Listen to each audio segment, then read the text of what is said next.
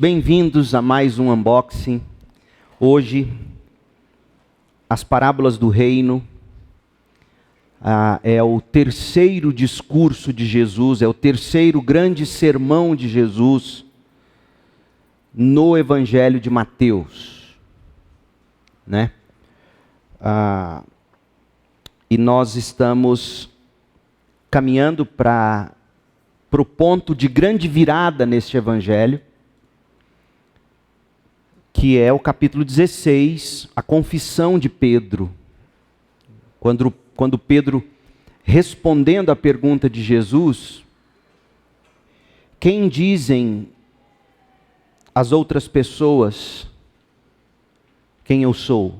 Que dizem elas sobre minha identidade, sobre minha pessoa? E aí os apóstolos dão um relatório e depois ele pergunta diretamente aos apóstolos: e vocês? Quem vocês dizem que eu sou? Quem vocês dizem ser o Filho do Homem? E aí Pedro faz aquela confissão: tu és o Cristo, o Filho do Deus vivo. Capítulo 16 de Mateus, a confissão de Pedro. Pedro, ele conecta duas coisas que são dois títulos, duas descrições que até então eram inconcebíveis na cabeça de um judeu mais piedoso. Quando você juntava Messias, o ungido, o Cristo. Eles criam nele, eles criam que ele viria, mas o que eles não conheciam, o que eles não criam e jamais haviam pensado sobre isso, é que esse Messias, esse Cristo, quando Pedro diz, tu és o Cristo, até aí tudo bem, eles esperavam um Messias, Filho do Deus vivo. Ou seja, Deus na forma de homem. Até então, judeu algum tinha pensado que isso aconteceria. O Messias viria como Deus na forma de homem. Filho do Deus vivo é um título para o próprio Deus, para o Filho do Deus, o próprio Deus.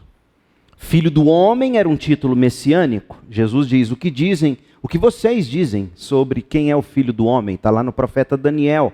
Eles esperavam o Filho do homem, o grande libertador, não é?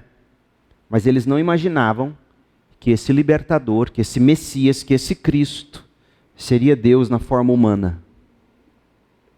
A partir de Mateus 16, com essa confissão de Pedro, o Evangelho vai tomar outro rumo e sobre isso nós vamos desembrulhar quando o momento chegar.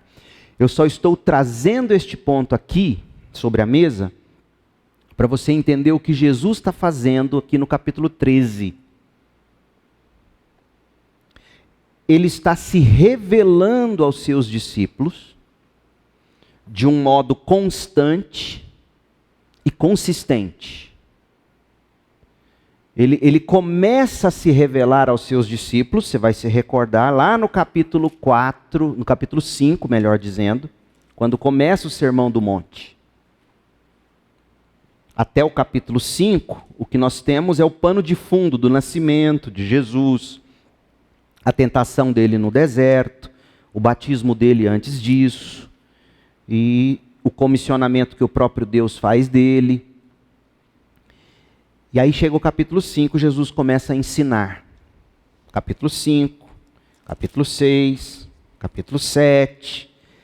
E o Sermão do Monte termina dizendo, no verso 29 do capítulo 7, que as pessoas diziam que Jesus ensinava como quem tem autoridade.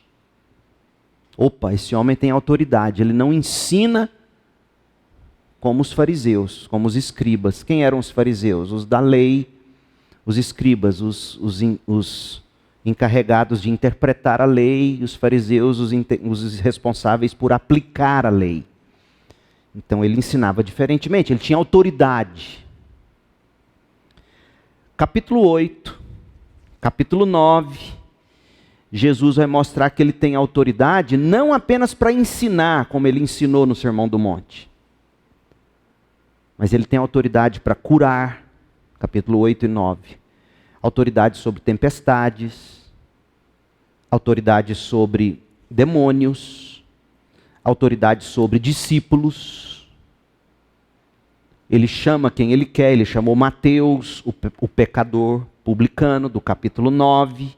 Ele cura cegos, ele tem autoridade. Agora, percebe que Jesus está se revelando: eu sou mais do que um mestre que ensina com autoridade.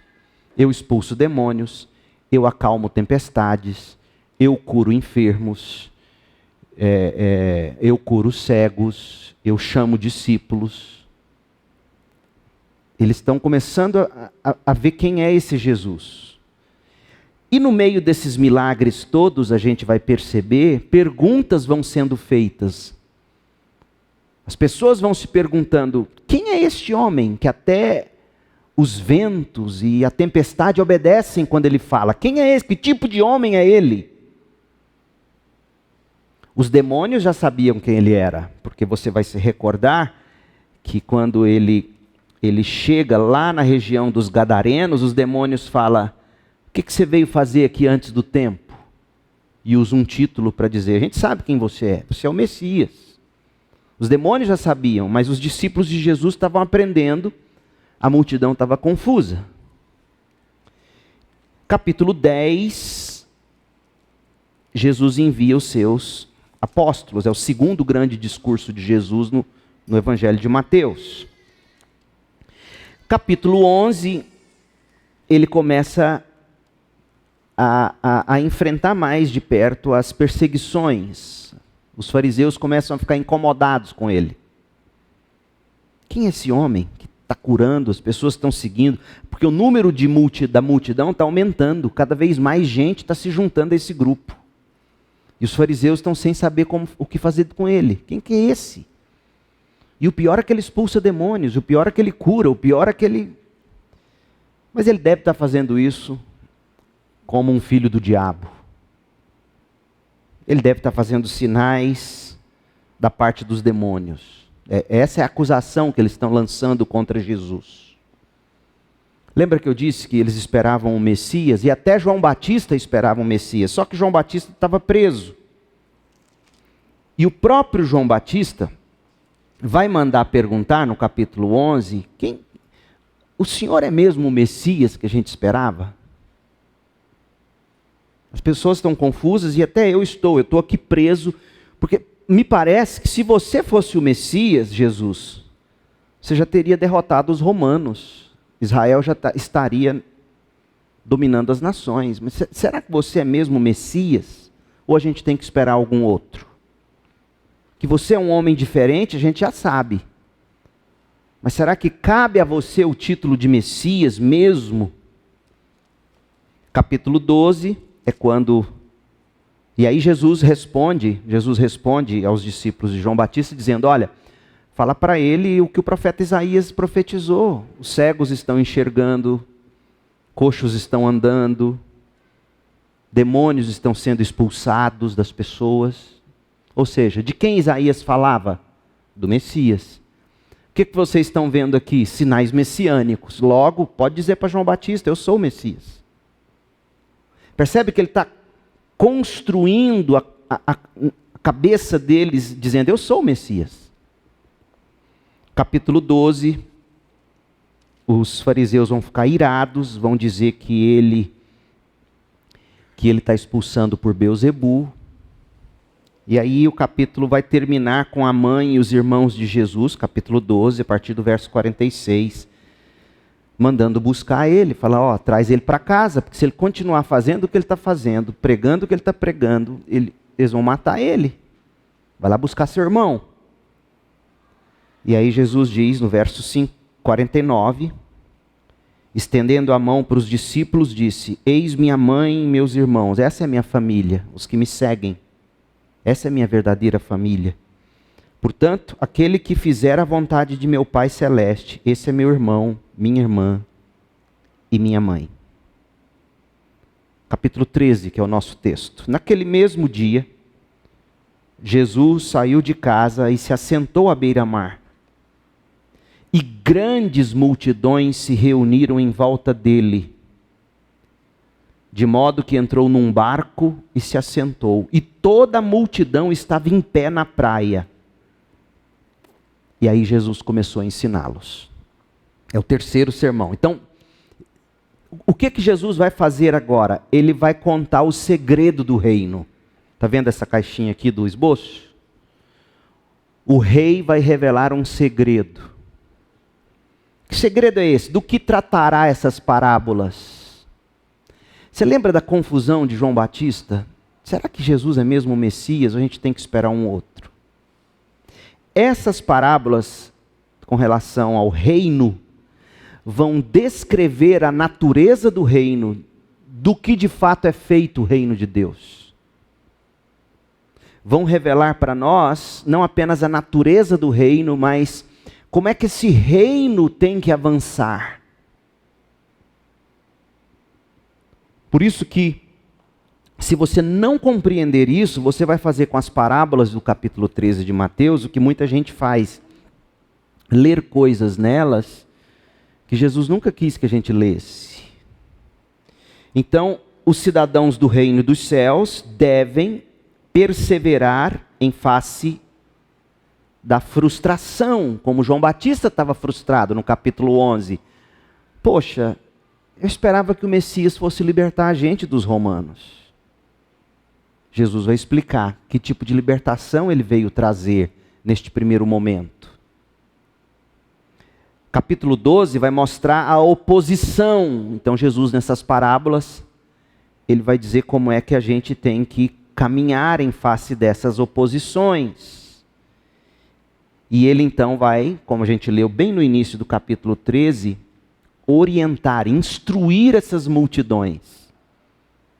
Só que ele vai fazer isso usando parábolas. Ele usa parábolas como ele mesmo vai explicar daqui a pouco. Por que Jesus falava em parábolas? A gente vai ler, ele mesmo explica por que ele falava em parábolas. O fato é que ele vai, como eu coloquei nesse quadrinho dourado aqui, Jesus ele vai apresentar 8 parábolas que vão descrever o reino dos céus. Essas parábolas elas estão intercaladas com explicações que os discípulos pediram para Jesus e ele então explica. Além das explicações, essas parábolas também vão ser intercaladas com reações das pessoas. E quais são as parábolas? A parábola do semeador, a parábola do joio, a parábola do grão de mostarda, do fermento, do tesouro escondido, da pérola, da rede.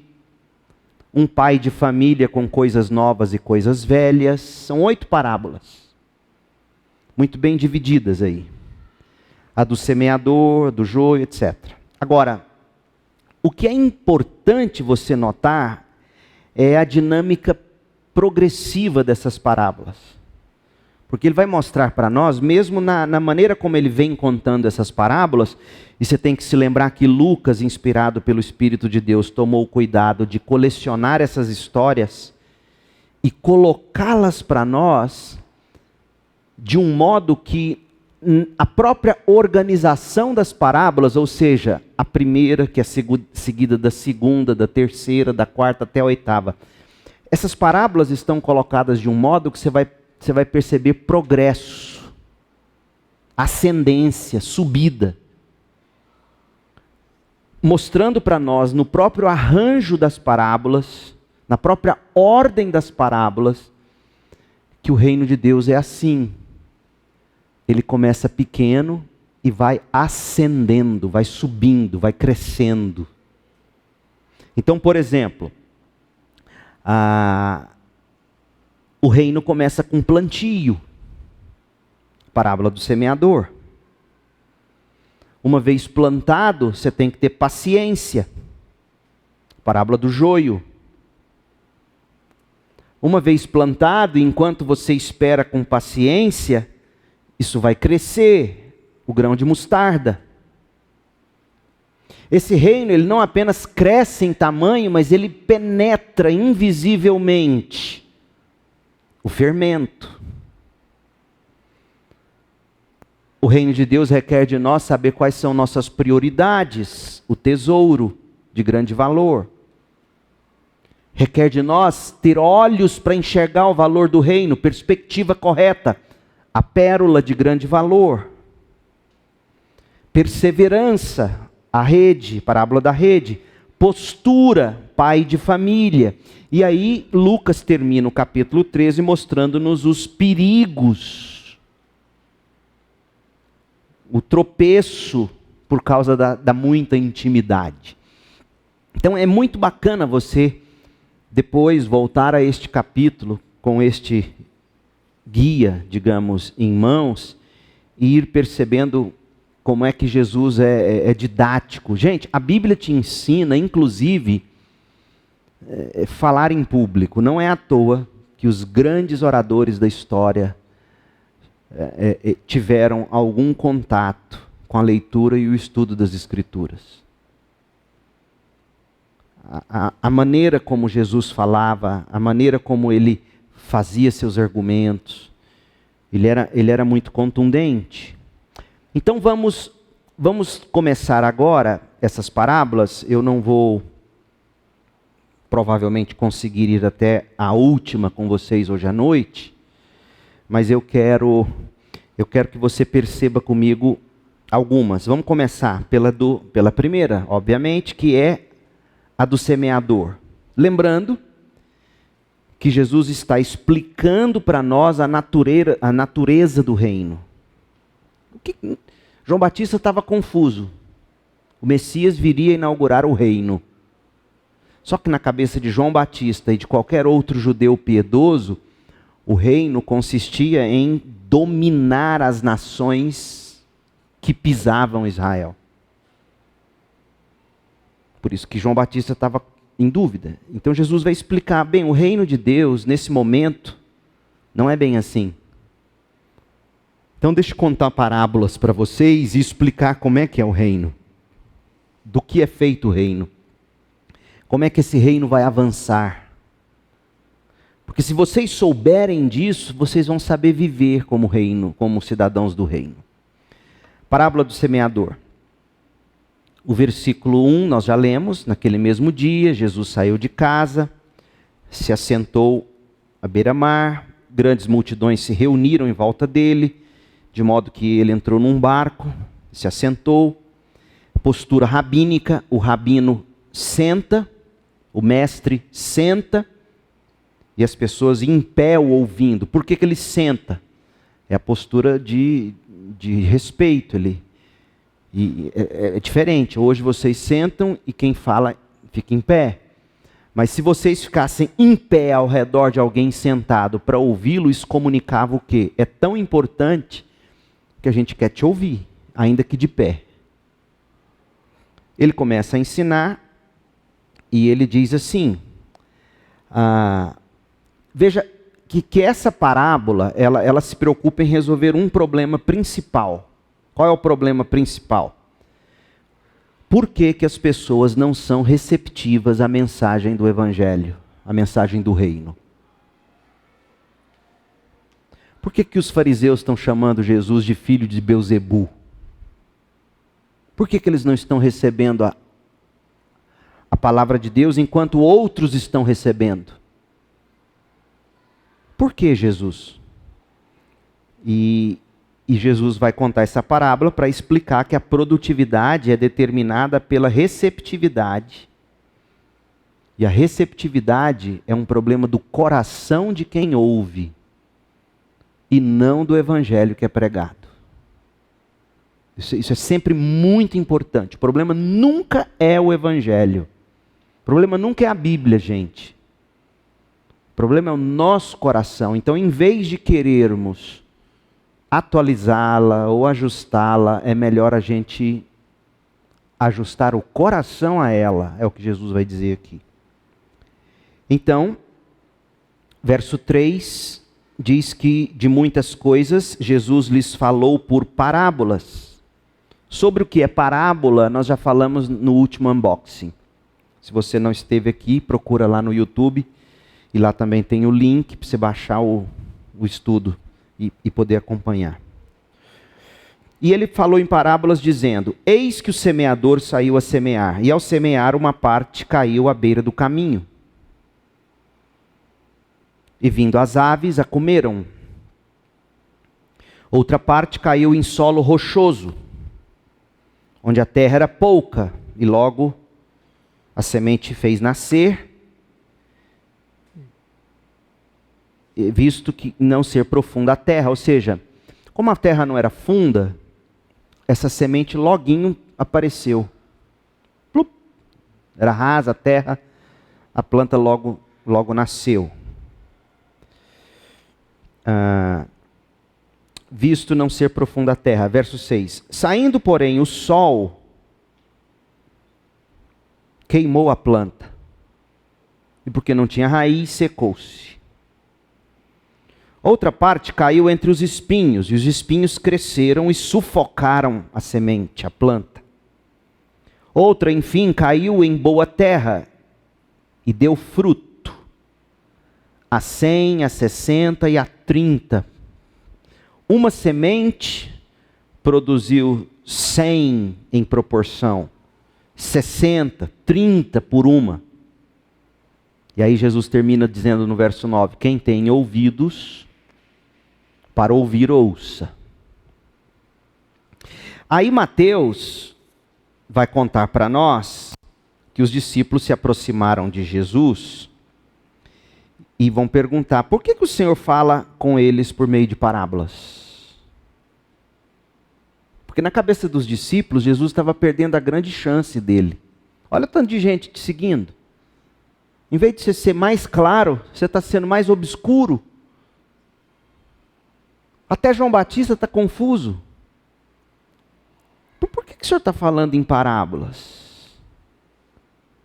E aí Jesus vai explicar que o propósito das parábolas é confirmar em Israel na sua rejeição, porque o coração duro vai ouvir isso aqui, como ele está descrevendo aqui. Os discípulos mesmo não prestaram atenção no que Jesus disse. Porque se eles tivessem prestado atenção, eles teriam pensado assim: peraí, existe pelo menos 4 tipos de pessoas que ouvem o que o mestre está pregando.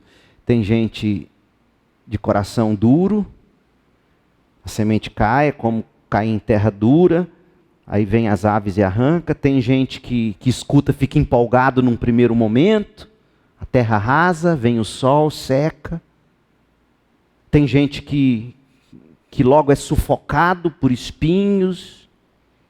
Agora tem gente que a semente brota, e não só brota e vira planta, mas frutifica.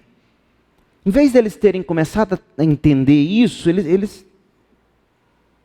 questionam: Senhor, por que o Senhor está falando em parábolas? E Jesus vai dizer: olha, quem tem um bom coração, como eu acabei de descrever aqui, quem é terra boa, vai escutar o que eu estou dizendo e vai produzir fruto. E o meu interesse é que a minha mensagem encontre essas pessoas. Aí ele vai explicar. Por que o Senhor fala por meio de parábolas? Ao que Jesus respondeu: porque a vocês é dado conhecer os mistérios do reino dos céus, mas a aqueles isso não é concedido. O que é o mistério do reino dos céus? Eu coloquei Romanos 16, 25 para você ler comigo, porque Paulo vai ser muito claro em explicar que mistério é esse. Romanos 16, 25 a 27. É o finalzinho da carta aos Romanos. Ora, Paulo diz: ao Deus que é poderoso para confirmar vocês segundo o meu evangelho e a pregação de Jesus Cristo, conforme a revelação do mistério guardado em silêncio desde os tempos eternos, e que agora tornou-se manifesto e foi dado a conhecer por meio das escrituras proféticas, segundo o mandamento do Deus eterno, para a obediência da fé entre todas as nações, Pastor, ficou mais confuso ainda. Sabe o que Paulo está dizendo? O Evangelho de Jesus Cristo, e ele explicou isso em Efésios 2. O que o Evangelho faz? Produz um povo, que Paulo chama de nova humanidade. A igreja é a nova humanidade, é um povo. Esse povo não é só um povo judeu. Sim, Deus começou a história da salvação com o povo judeu. Mas desde o início, quando Deus chamou Abraão, Deus falou: Abraão, você tem que ser bênção para as nações. Vocês serão o repositório da revelação bíblica. Vocês terão o privilégio de receber as revelações, vocês receberão o meu pacto, vocês receberão a terra, eu vou abençoar vocês muito, para que vocês, por sua vez, abençoem as nações, tragam as nações para o conhecimento de quem eu sou. Só que Israel fracassou. Então, o plano original de Deus, desde Adão, foi dizer: eu sou o Deus de toda a terra, não só do judeu. E como é que você prova isso pelo livro de Gênesis? A gente está estudando, se você estiver prestando atenção, você já viu isso. Como é que você prova que o Deus de Abraão não é Deus só do judeu? Usando Gênesis. Como é que a Bíblia começa? No princípio, Deus fez o quê? Criou o céu e a terra. Quem é esse Deus? O Deus que chamou Abraão. E o jardim do Éden, que eu já procurei mostrar para vocês, era para Adão e a Eva cultivá-lo, multiplicando, crescendo e espalhar esse jardim até o final da terra. Ou seja, essa presença de Deus com eles era para ser espalhada por toda a terra. Eles cresceriam. Toda a terra se encheria do conhecimento do Senhor, na medida em que os descendentes de Adão e Eva fossem se multiplicando e o jardim fosse sendo cultivado e cada dia mais a cerca aumentando de tamanho o terreno do jardim do Éden. Só que veio o pecado e esse plano foi abortado naquele momento. E aí Deus promete a semente da mulher. Semente da mulher, a gente sabe, é Jesus, porque Mateus capítulo 1 vai dizer que ele é descendente de Davi e de Abraão. Então, desde o início, o plano de Deus foi usar o povo judeu para levar o conhecimento de Deus para as nações. Os judeus fracassaram. Fracassaram tanto que eles não reconheceram o Messias. Eles rejeitaram o Messias. Jesus foi pregado na cruz, morreu e ressuscitou. E aí o que Paulo vai fazer em Efésios 2, aqui em Romanos 16, ele vai dizer: o que era um mistério, agora está muito claro. Agora, o que é mistério na linguagem de Paulo, dos apóstolos? Mistério para nós, o que é mistério? Quando alguém fala mistério, algo o quê? Algo, não, você está sendo bíblico demais. Não é muito assim que a gente pensa. O que é mistério? É um negócio misterioso, né? O que é um negócio misterioso? Um segredo. Enfim, é mais ou menos o que você está dizendo mesmo. Eu aqui errei. Então, mas Paulo está dizendo, na verdade, foi o que Deus sempre planejou fazer, mas vocês se cegaram para isso e não viram. Que foi o quê? Deus, por meio do Messias, conquistar para si um povo, que não vai ser só de judeu. Todos os povos, tribos, línguas e nações. E isso causou um problemão para judeu, porque judeu, eles se viam superiores. E dizer isso não é dizer que a gente está sendo antissemita, não é isso. Longe disso. Mas os evangelhos são muito claros em dizer que Jesus veio para o que era seu, mas os seus não receberam. Quem eram os seus? Os judeus. Mas a todos quantos o receberam, não importa a sua nacionalidade, o seu sexo, você recebeu o direito de se tornar filho de Deus. A saber, os que creem no nome de Jesus. Então, é disso que Jesus está falando aqui nessa parábola. Jesus está dizendo, olha, volta aqui para Mateus 13. Por que eu falo em parábolas? Jesus está respondendo. Porque a vocês é dado conhecer os mistérios do reino dos céus, mas àqueles isso não é concedido. Ou seja, vocês vão ouvir o que eu estou dizendo e vocês vão crer. Outros não. Tanto é verdade que quando Pedro vai confessar Jesus lá em Mateus 16, o que Jesus diz para Pedro? Não foi carne e sangue que te revelou isso. Meu Pai que está no céu te revelou isso. Não tem como você não crer na eleição, gente. Na doutrina da eleição. Desculpa, não tem como. É um malabarismo não crer nessa doutrina bíblica. Porque Jesus está dizendo isso claramente. Porque a vocês é dado conhecer os mistérios do reino dos céus, mas àqueles isso não é concedido. Vocês entenderão que eu vim para estabelecer minha igreja. E a minha igreja será composta de judeus e de todos os outros povos. Esse é o mistério. O evangelho é para as nações. E outra coisa curiosa, eu estava estudando esse texto de Mateus 16 hoje para a mensagem que eu vou pregar amanhã na organização da nossa nova igreja, a igreja lá no setor Maísa. A confissão de Pedro em Mateus 16, uma coisa que caiu a ficha para mim, eu não tinha notado isso. A gente pensa que receber Jesus é um projeto individual, né? Eu recebi Jesus, Jesus veio me salvar. Verdadeiro ou falso? Jesus veio me salvar, verdadeiro ou falso?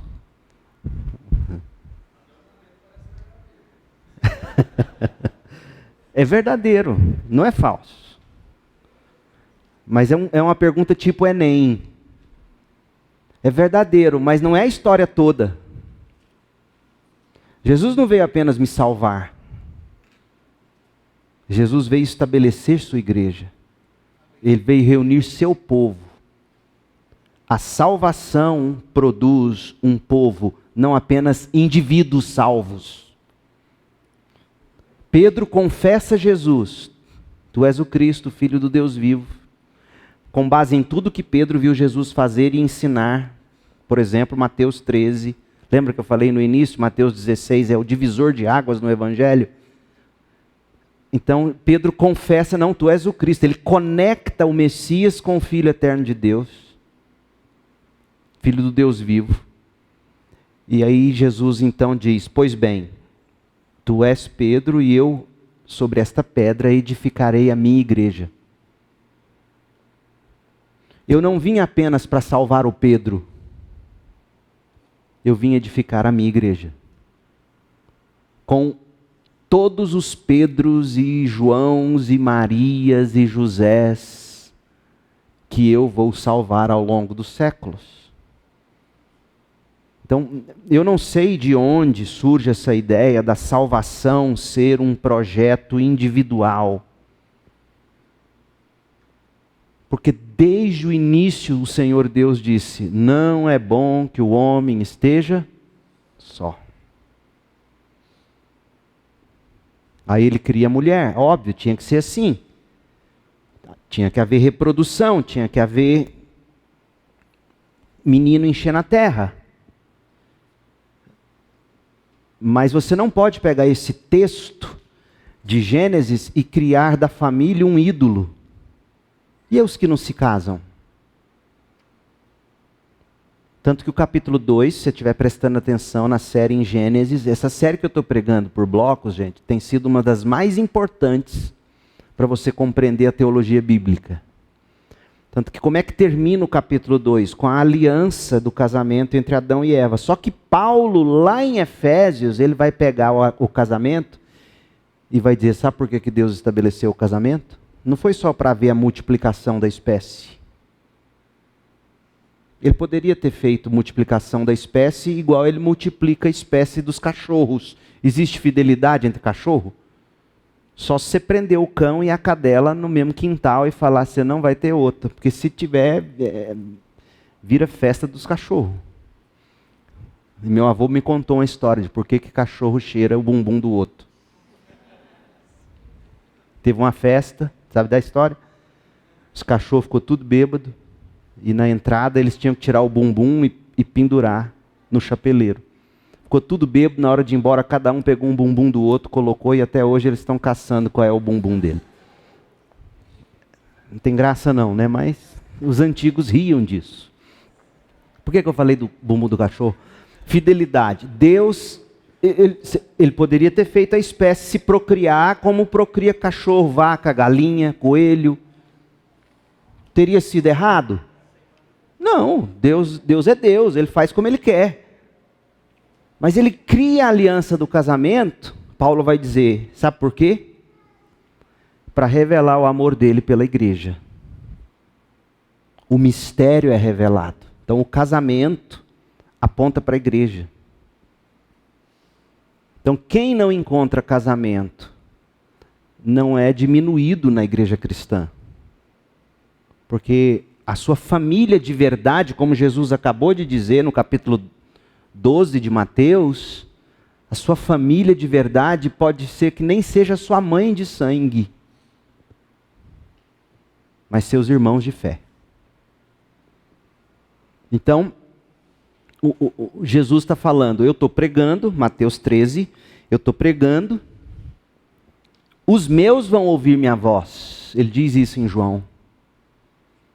Minhas ovelhas vão ouvir minha voz. E elas vão me seguir. Os demais não. Aí ele continua. Verso 12. Pois ao que tem, mais será dado e terá em abundância. Mas ao que não tem, até o que tem lhe será tirado. Ao que tem o quê?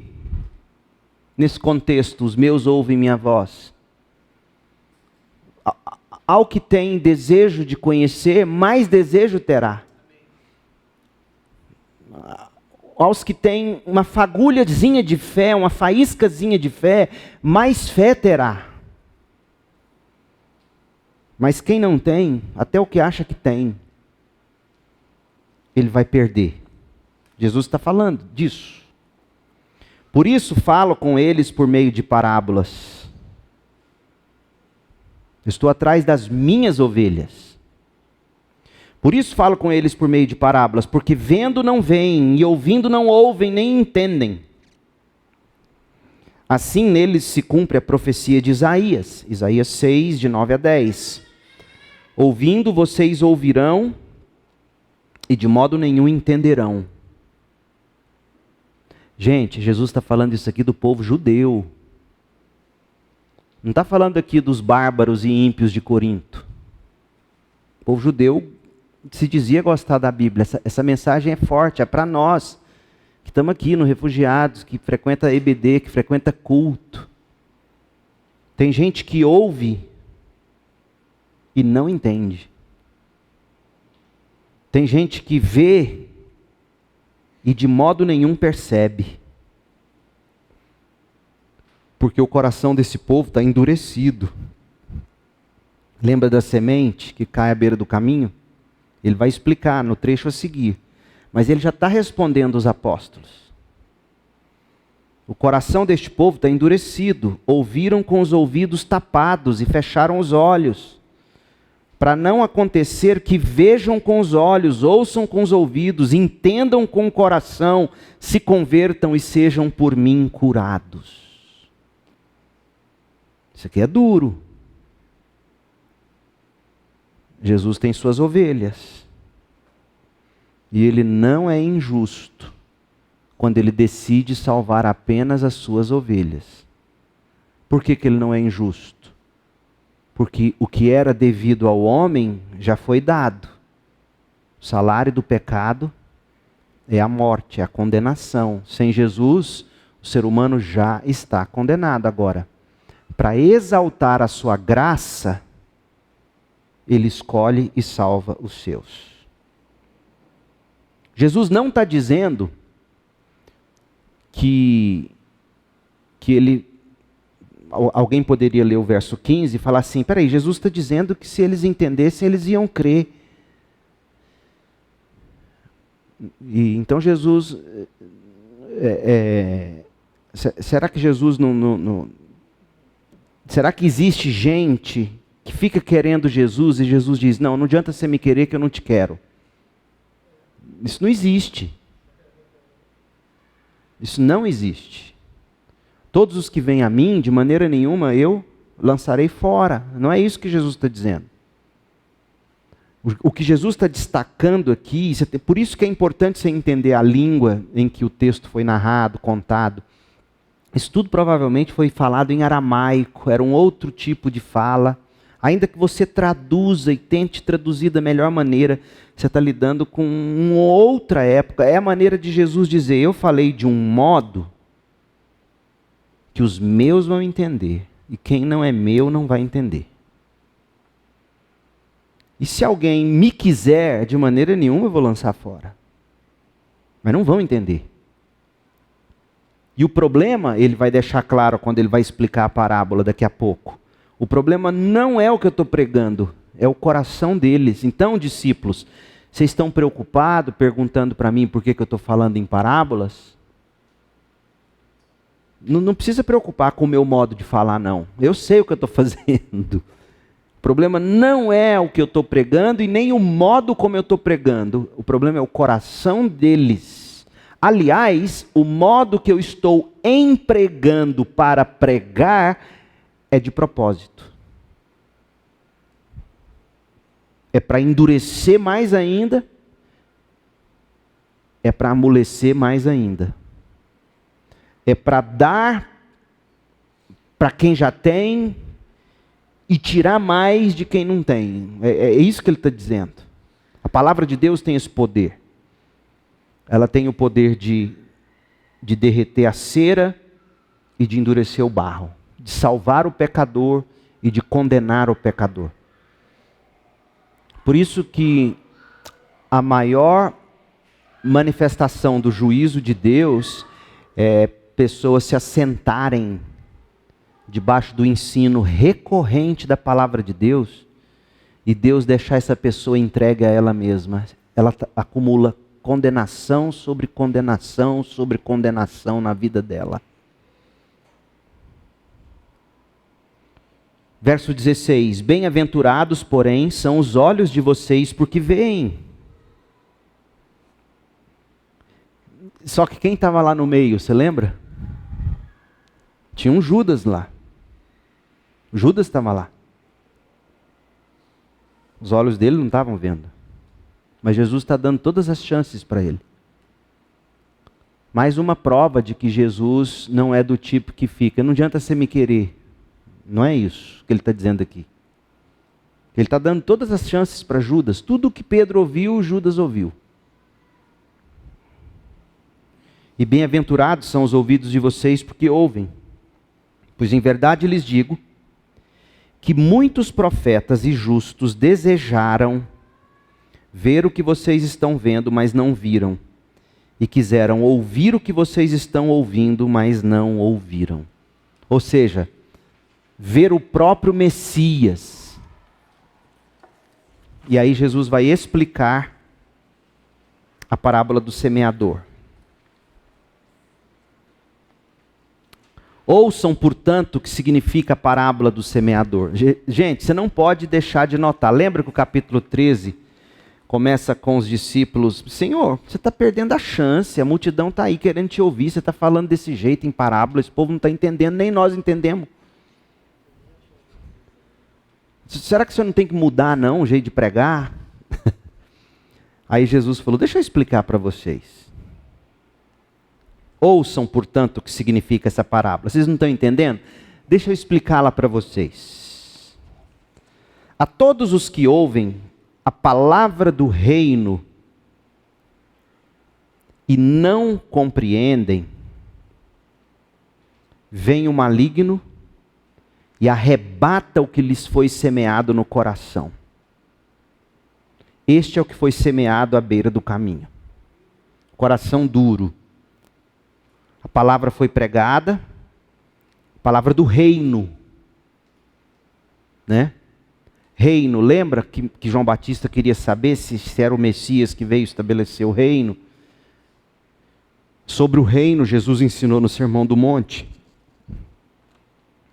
Ele ensinou, ele pregou várias coisas já até esse ponto. Ele está ensinando o que é o reino, o tempo todo. Então a palavra do reino consiste em que existe um rei, existe um soberano, existem aqueles que se submetem a esse rei e confiam na sua proteção e confiam na sua provisão, são gratos por isso, etc, etc. Só que os fariseus não queriam dividir glória, né? Então, o que acontece? Você já tem a dureza do próprio coração humano, que está ouvindo, está ouvindo, está ouvindo. O coração está duro, pisado, beira do caminho, pisado, a semente não penetra. Aí vem o diabo e arranca. Então você tem aqui o que Paulo chamaria da tripla ação do mal ou do pecado. Você tem aqui a ação do mundo, da carne e do diabo. Coração duro é a ideia da carne que não se inclina para Deus, não ouve, não quer, não deseja. O mundo, o que vai endurecendo o coração das pessoas ao longo da vida, gente? São as pancadas do mundo, da vida. Então você tem a predisposição pecaminosa e você tem a ação da vida, do mundo, os prazeres, né? E o diabo vem e arranca e não deixa a palavra penetrar. Mas é curioso que o que é essencial para que o diabo não arranque é o verbo compreender. Quem compreende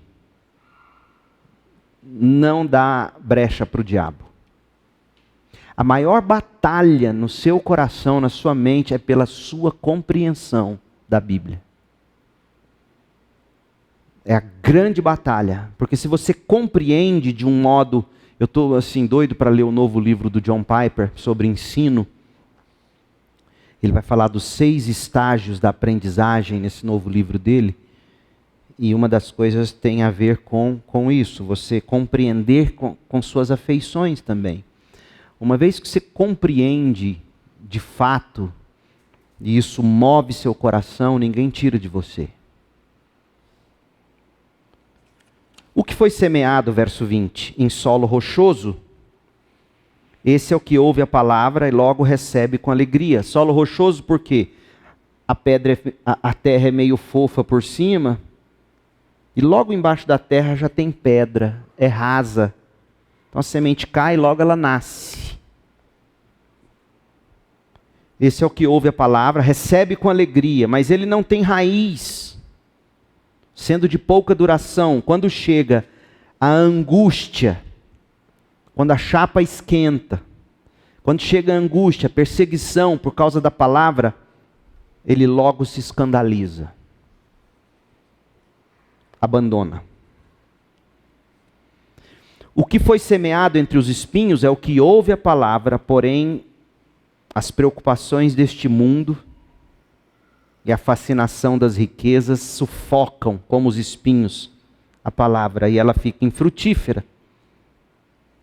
Mas o que foi semeado em boa terra é o que ouve a palavra e a compreende. Este frutifica e produz a 100, a 60 e a 30 por 1. Queria ouvir vocês sobre isso aqui. Tudo que eu coloquei até aqui, sobre a mensagem do reino, a parábola do semeador. Algumas perguntas que eu coloquei aí do lado. Tipo, o que é a semente? Verso 19, o que é a semente? A palavra do reino.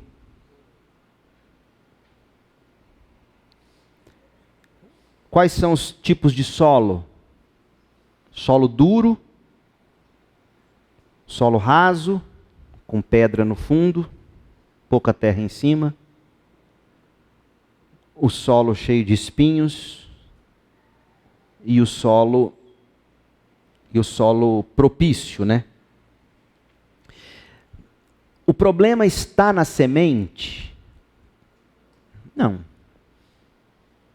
O problema está no tipo de solo. Qual que é a metodologia que o semeador usa? Tem metodologia? Parece que não.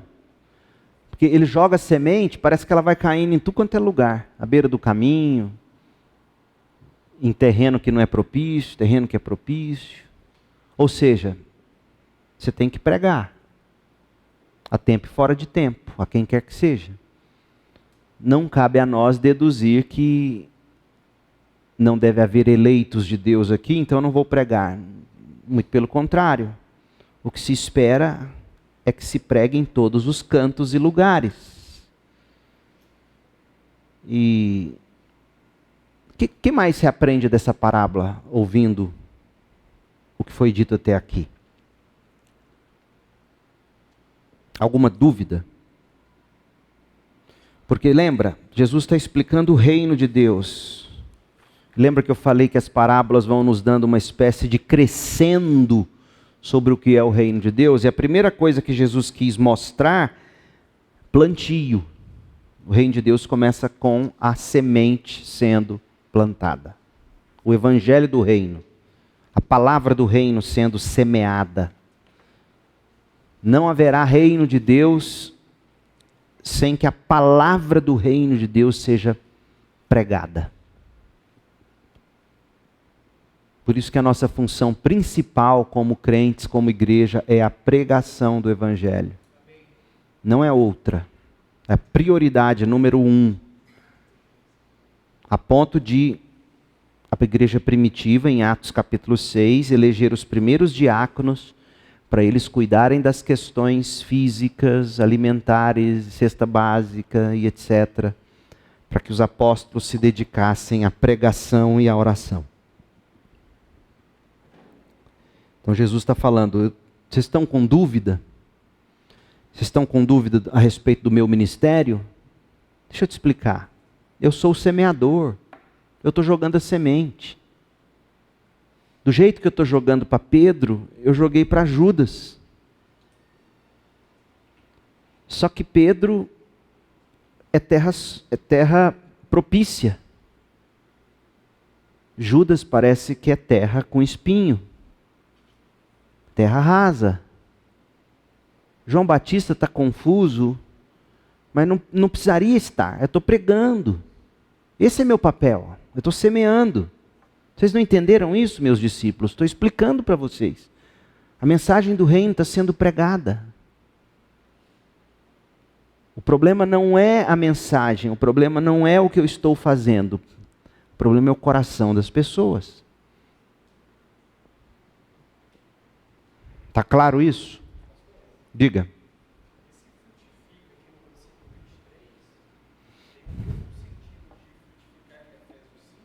Que diz o que em Efésios 5?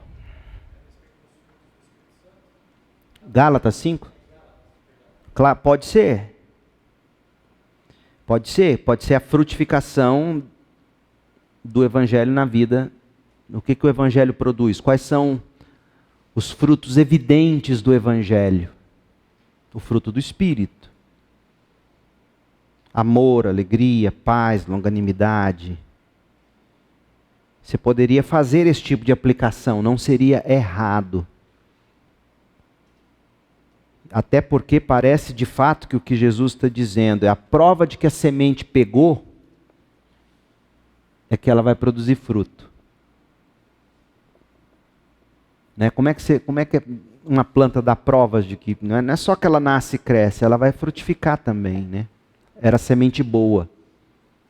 Então, mais um argumento para Jesus dizer, o problema não é a mensagem do reino, porque tem uns que vão inclusive dar muitos frutos. Prova de que a semente é boa. Isso tem que fazer você acreditar na suficiência da Bíblia. Na suficiência dela, na capacidade dela de fazer o que Deus quer que ela faça. Você não tem que ter dúvida disso. Para ganhar seus amigos, para manter jovem na igreja, para manter adolescente na igreja, para restaurar casamento, para cuidar dos seus problemas, do seu coração. Porque eu fico vendo as pessoas, cada dia que passa as coisas são piores, a gente vive numa época de tão rápida tudo e todas as coisas, né? Tão imediata, que a gente começa a viver a mensagem do reino, pregar a mensagem do reino, e a gente não vê os resultados tão rapidamente, a gente pensa, não, tem que mudar o método. Quando o próprio Jesus vai dizer que vai ter gente que vai crescer rapidinho, mas não vai ter raiz.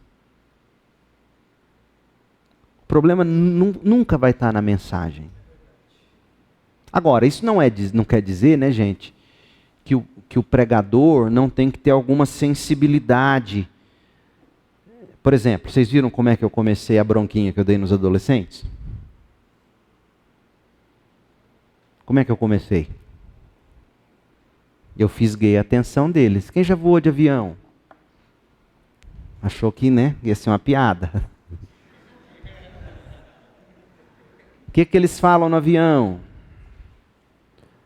Você já sabe, mas não custa lembrar. Fumar, é proibido fumar na cabine. Ah, todo rindo. Então vocês já sabem, mas não custa lembrar. Aí eu fui falar de relacionamento.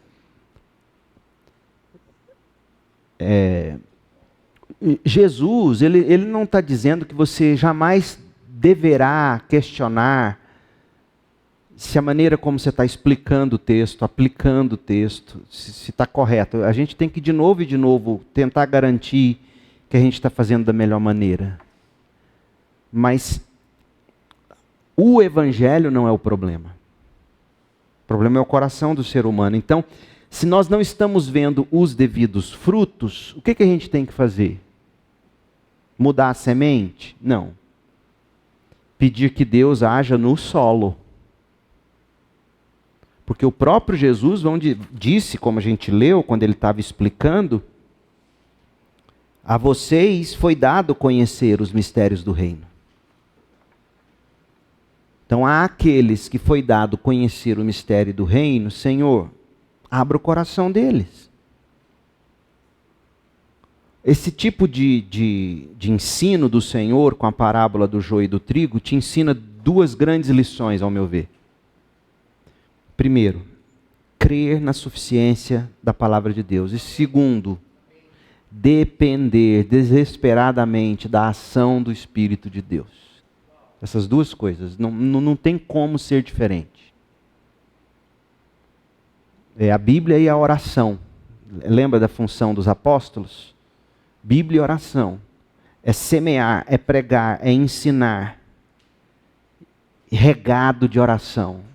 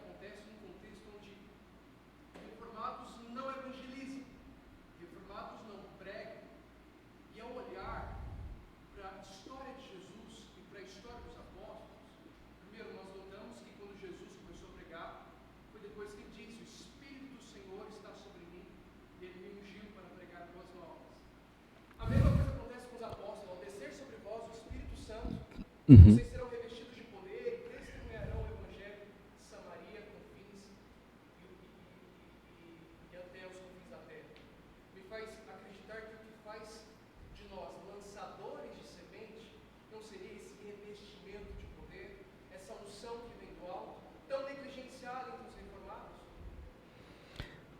certamente seria alguma coisa a ver com a falta da empolgação, do interesse, que nesse caso, isso é sim fruto da obra do Espírito. Ontem à noite eu comecei a reler lições aos meus alunos do Spurgeon. E eu estou lendo em inglês. Eu não sei se é a mesma sequência dos 3 volumes que estão traduzidos em português pela editora Pes. Então, o primeiro que eu estou lendo chama O Ministro. Então, se você tiver esse livro em português, leia lá. E ele vai começar a palestra dele, antes de entrar nos tópicos que ele vai desenvolver, ele vai falar da necessidade de você manter a ferramenta afiada. A ferramenta, no caso, é o ministro, é o pregador, é o crente. Eu penso que o que é ser cheio do Espírito? O mandamento de Paulo é: deixem-se ser cheios do Espírito, deixem-se ser enchidos do Espírito. Certo? Mas antes disso, ele fez uma exortação. Qual foi? Não se embriaguem com vinho, mas embriaguem-se do Espírito. Seria a conexão imediata, seria isso. Não se embriague com isso, embriague-se disso. Mas ele faz o quê? Não se embriaguem com vinho, mas deixem-se ser enchidos pelo Espírito. Como é que alguém embriaga com vinho?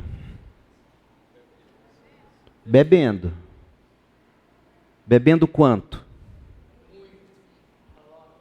Muito. Sobretudo se você está começando a vida da bebedeira. Meu pai, com uma dose de pinga, ele já ficava bêbado no final. O alcoólatra, ele vai perdendo a resistência. Então, para você ficar embriagado, requer pelo menos 2 coisas: tempo e quantidade. Você tem que estar sentado na mesa do boteco e você tem que beber muito. Aí você sai de lá bêbado. Deixem-se ser enchidos pelo Espírito. É uma ação contínua, é um imperativo passivo. Ou seja, fazendo a analogia, era como se Paulo estivesse fazendo assim: como é que você se deixa ser enchido pelo Espírito? Do mesmo modo que você se deixa ser enchido pelo álcool. Tempo e quantidade. Tempo com Deus, quantidade de leitura bíblica e oração. Porque é isso que Deus vai usar para te encher do Espírito. Mas no mundo em que a gente está vivendo, cada vez mais corrido, requer de nós respostas rápidas. O que esse tempo faz da gente? Tira de nós tempo com Deus, tira de nós quantidade de palavra de Deus. Aí você não se enche, não tem jeito. E aí você conhece a reforma, a doutrina da reforma. É muito mais fácil você discutir teologia do que tentar falar de Jesus para alguém. É muito mais fácil. Então, se você não está cheio do Espírito, você não está movido pelas coisas espirituais, se você não está sendo tocado de compaixão pelo estado de perdição do outro, que tudo isso é fruto do Espírito na gente, é porque sua mente não está e seu coração não estão tempo suficiente com Deus e palavra de Deus. Então, o que a gente teria que fazer para pegar lá a história do Spurgeon? Afiar esse instrumento. Então, eu fiz por hábito, antes de dormir, eu leio no Kindle, eu sempre estou lendo alguma coisa que vai aquecer meu coração para eu dormir. A tal ponto que muitas e muitas vezes eu sonho ou com o que eu acabei de ler, enquanto eu estava pegando no sono, ou com algo relacionado àquilo. Esse é sempre meu grande alvo. Você tem que incluir seu coração nisso. Amanhã é sábado. Domingo você tem que estar cedo na igreja. Que hora que você vai dormir? Como é que você vai chegar aqui com expectativa para ouvir a pregação? Você está se colocando debaixo da influência do Espírito. Você vai ouvir a palavra, você tem que estar com a mente alerta. Mas a gente está muito mais contaminado com a possibilidade do Vila Nova subir, do Goiás descer, do Atlético ficar na zona do meio. A gente está nutrindo o coração nessa. Nada contra isso, você torcer para quem que você quiser. Mas na mesma medida que você investe tempo nisso, por que não é na Bíblia? Por que a leitura bíblica está chata? Encontra outra versão. Vai ler uma história, vai ler alguma coisa que te cative, que mexa com o seu coração. Para daí o Espírito começar a te encher. Deixem-se ser cheios do Espírito, ser enchidos.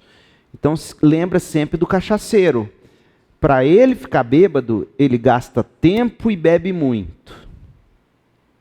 Para você ser enchido, você vai precisar de tempo e muita Bíblia e oração. Não tem outro jeito. Não tem outro caminho. Danilo.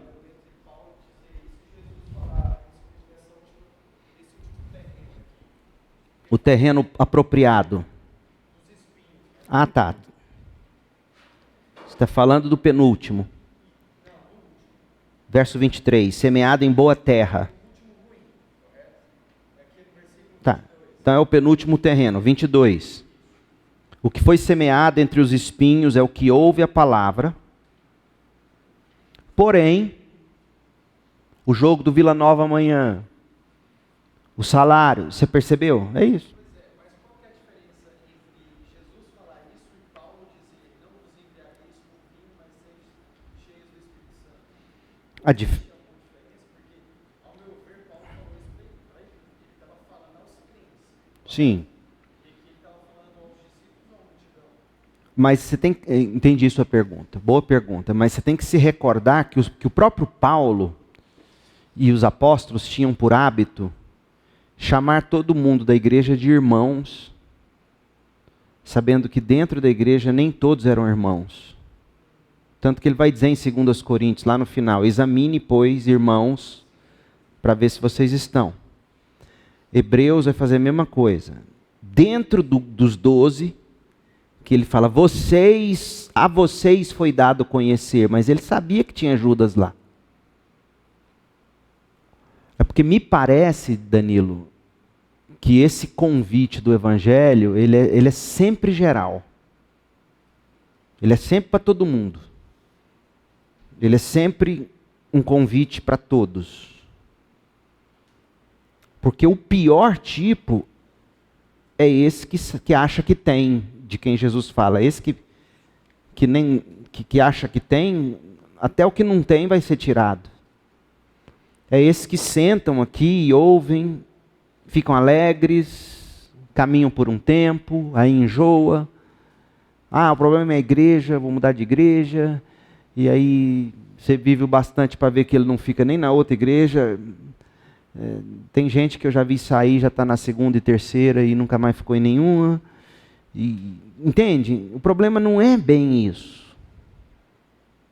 Então parece que Jesus e Paulo estão fazendo o mesmo tipo de serviço. Ele está... Até porque Paulo, quando vai falar para os presbíteros de Éfeso, ele fala, ó, do meio de vocês vai sair lobos. Então é sempre... A mensagem do Evangelho, ela é sempre doutrinária e evangelística. Sempre. Não tem como ser diferente disso. E aqui ele está reforçando... Verso 23, que é o solo da terra boa. O que ouve a palavra, compreende a palavra. Lembra do que eu falei? Não tem como você ouvir e compreender uma palavra sem algum tempo. Algumas coisas você saca na hora, pum.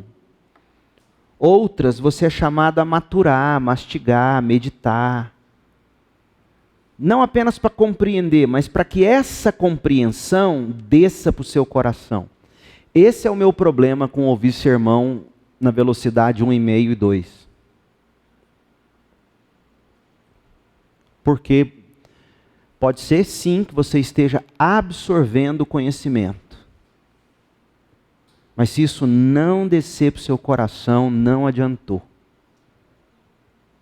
E tem coisas que só desce para o coração na velocidade 0,5. Não é na velocidade vezes 2. Entende? Então, tempo. Leva tempo. Ouvir, ler, meditar, pensar, comparar. Dar tempo para ver o resultado disso na sua vida. É isso que esse texto ensina para a gente. E muito mais, né? É rico, né? Você vê, e os apóstolos preocupados que Jesus estava usando o método errado. Eles mesmo não tinham ouvido. Presta atenção, dava vontade de falar assim, escuta o que eu acabei de falar. Pensa no que eu acabei de falar. Quem tem ouvido, ouça. Vocês vão entender o que eu estou dizendo. Vai responder todas as perguntas de vocês. O problema... E aí ele vai explicar mais agora. Primeiro ele começou dizendo, o reino começa com semeadura. Eu vou semear o evangelho. O problema não é o que eu estou pregando, não é a mensagem do reino, o problema são os solos. Aí agora, ele vai começar a falar do joio, que é semeado no campo. Joio no meio do trigo. Por quê? Porque João Batista já queria que Messias já tivesse passado a enxada, arrancado o joio todo. Ele vai falar, paciência agora, calma João Batista. Ele vai explicar a natureza do reino nessas parábolas. Ele vai mostrar o tempo do reino. Vocês estão preocupados? Calma, presta atenção.